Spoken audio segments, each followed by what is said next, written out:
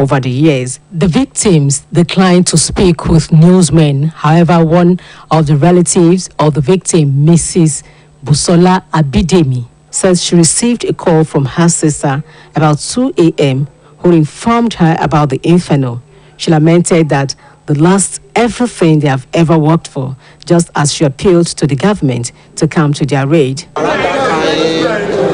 1 to 2, she called me. So immediately I reached here, I see the fire. Since that time, we still did the optimal. And their fire service really tried. Make government help us, so the building don't spoil, all their markets don't spoil. So if there is any assistance with government will for them, because everything don't finish. While speaking with Osbc News, the Chief Superintendent of Corps of the Nigerian Security and Civil Defense Corps, CSC Toyin Abioye, who confirmed that no life was lost, however noted that property worth millions of naira were destroyed.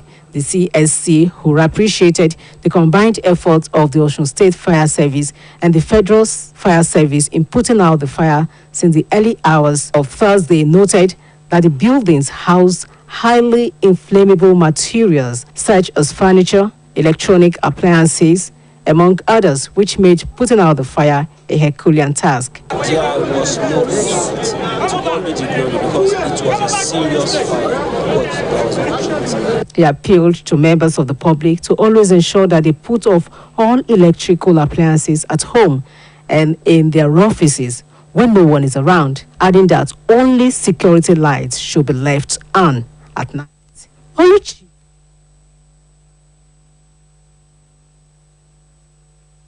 Yes, you're welcome back. You have watched, you've seen the extent, the damage fire can cause. So our guest in the studio this morning will be telling us what we need to do to actually forestall that or avoid it completely. What exactly is fire outbreak? Let me start with introduction. I am Omileke William, Assistant Superintendent of Fire for Federal Fire Service Zone Health, Osun Command, Osogboye. At this period,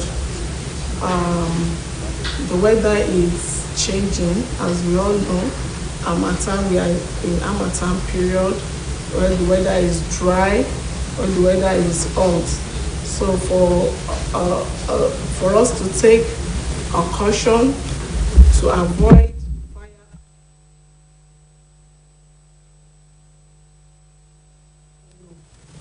Yes, these things are, the weather is hot, and this has to do with association with high risk of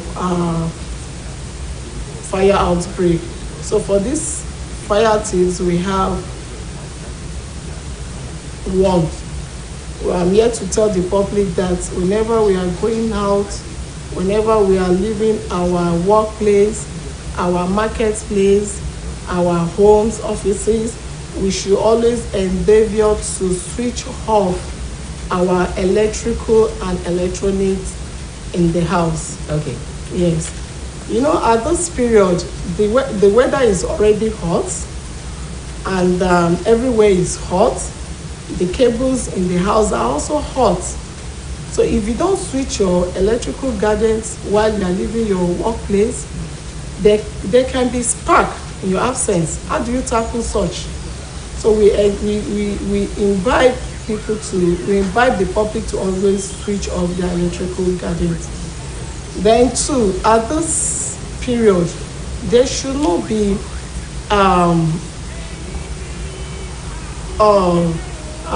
hoarding of petrol, inflammable materials like petrol. We shouldn't say Christmas is coming, the fuel scarcity stuff, so we make you to hide or bring in fuel in the house. It is totally wrong.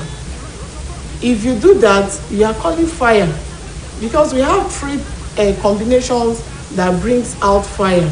We have the fuel, we have the oxygen, and we also have the heat. Already the house is hot, there will be heat. It will generate heat. Now you are bringing in fuel into the building, and oxygen can come in through the windows. That is the air. So definitely you are calling fire. So don't bring inflammable materials into the house. Then we don't encourage bush burning at this period.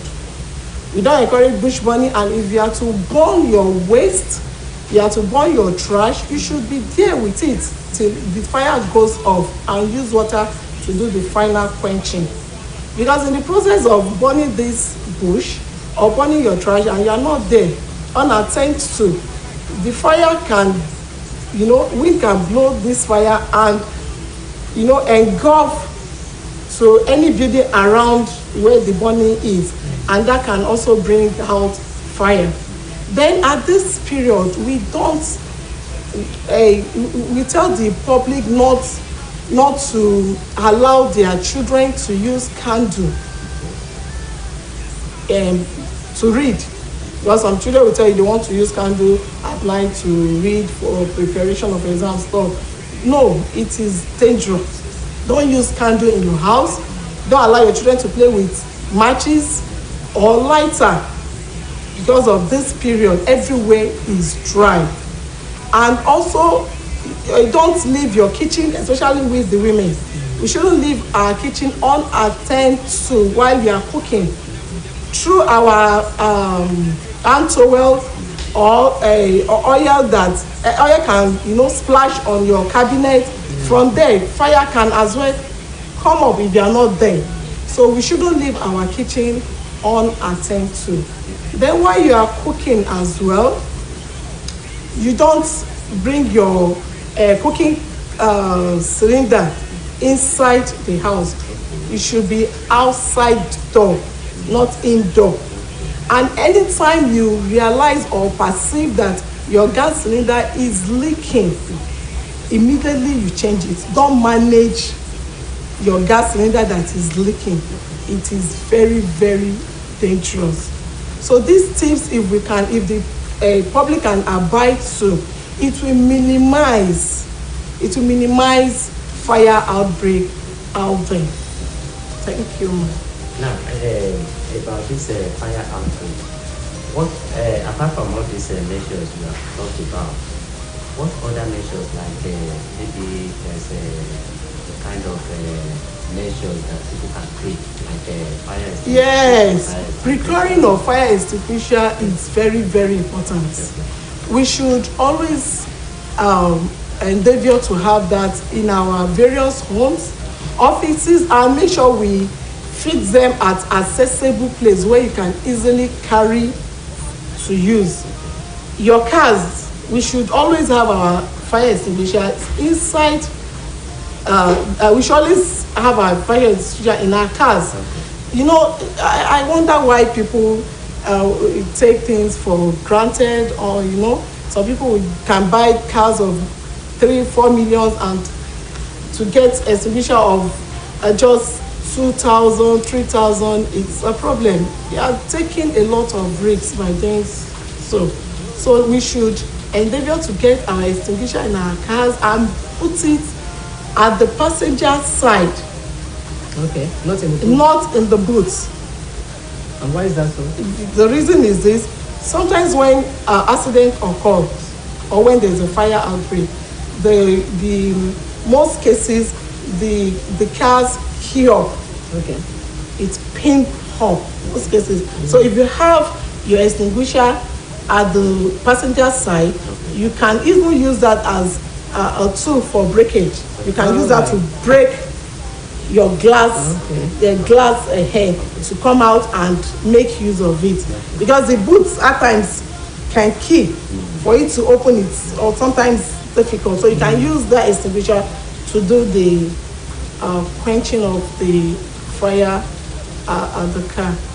Yes. Before we move away from that, fire extinguisher is a common sight, especially in public places. But it is found out that not many people actually use the usage of this thing. Yes. You have a kind of lectures. Yes, sir. We have a unit inspection and enforcement unit that goes out every day, even before this season. That is their work. They go out to inspect offices, inspect marketplaces that does not have extinguishers, and anyone who has the extinguisher can always they educate them to always call us for training. We do training as part of our vision, part of our mandate. We do training for people, and this training should always be twice in a year. Twice in a year. We do training as part of our mandate. Yes, for those who does not know how to use, ignorance sometimes can cause a lot of damage. Yes, some people may have this extinguisher in their office but might not know how to make use of it. But by the help of training, it will help them. And we have different extinguisher that goes for different types of fire. Yes.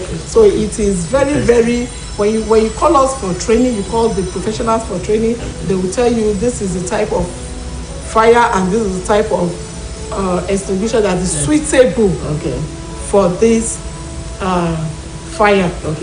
Can you now tell us the types of fire that we have?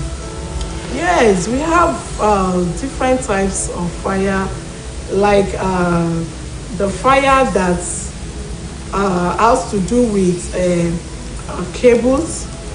You cannot use. Let me start with our car. For the car, almost every part of the car in the boot is wired.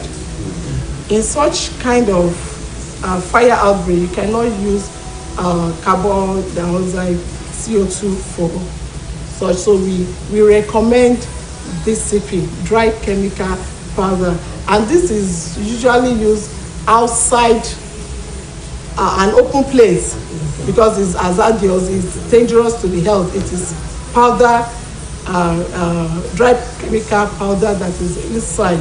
So it is not, if you inhale it, it's very dangerous. So that is what we recommend for cables. So for the CO2, we use CO2 for like our kitchen in a confined place. So we recommend CO2 for the house. But for outside the building, it is dry chemical powder that is recommended. So you can't just use water to quench fire? That one is what we call trial and error stuff. Because we use water to quench electricity, it can electrocute you.